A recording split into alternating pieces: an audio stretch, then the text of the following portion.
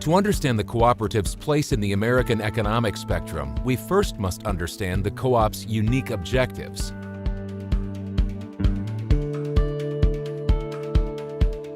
Fundamentally, co-ops face different objectives in how they operate, and those objectives are its own profit to maintain financial sustainability, profit for its members to ensure that members' own operations are profitable, and they do that by buying grain at market prices and selling input at market prices. They're interested in making sure enough product is available, so we talk about product quantity, maximization, ensuring that whatever the producers demand, that quantity is available. And sometimes, frankly, they do that to the co-op's detriment. Co-ops can realize less profitability when they try and provide the goods and services that producers need.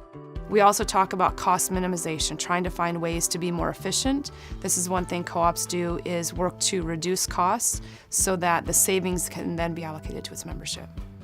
One of the important economic benefits agricultural cooperatives offers producers is to put them on a more equal footing with the huge companies that buy their grain.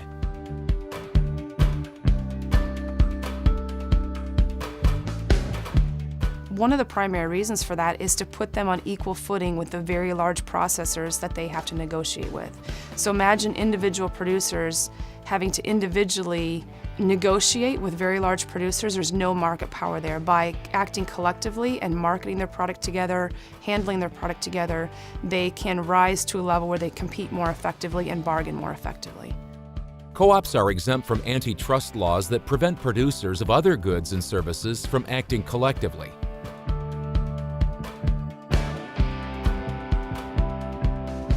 Co-ops are an extension of the farm, they're an extension of their members, and because they're benefiting their members, they get this exemption.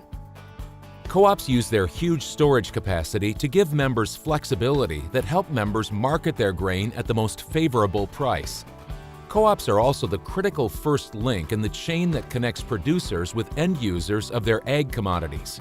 Plus, co-ops help farmers access farm supply products and inputs at reasonable prices. A less widely known benefit of co-ops is providing goods and services to rural America that might not otherwise be available. When we talk about missing markets or missing services, the cooperative business model can be used to access that in the sense that there's a reason it might be missing for the market. Maybe it wasn't profitable enough for another company to make that investment.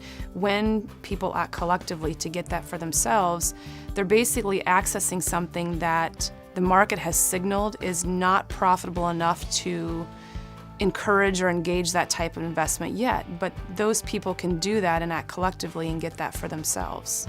Co-ops also play the role of competing with other companies to ensure that rural Americans, who typically don't have as many companies competing for their business as consumers in more populated parts of the country, aren't being gouged. The function is known as the competitive yardstick role. When a cooperative is the only game in town, we still don't worry about anti-competitiveness and monopolies because the cooperative's role is to return excess profits to its membership. So what you get in the end is still a fair market price that's being realized by the producers, either for buying their inputs or selling their outputs. Given the realities of rural America, including its sparse population and distance from urban centers, and the vast disparity in size between individual agricultural producers and the companies that buy their grain, ag cooperatives are needed as much in the 21st century as they were in the early 1900s.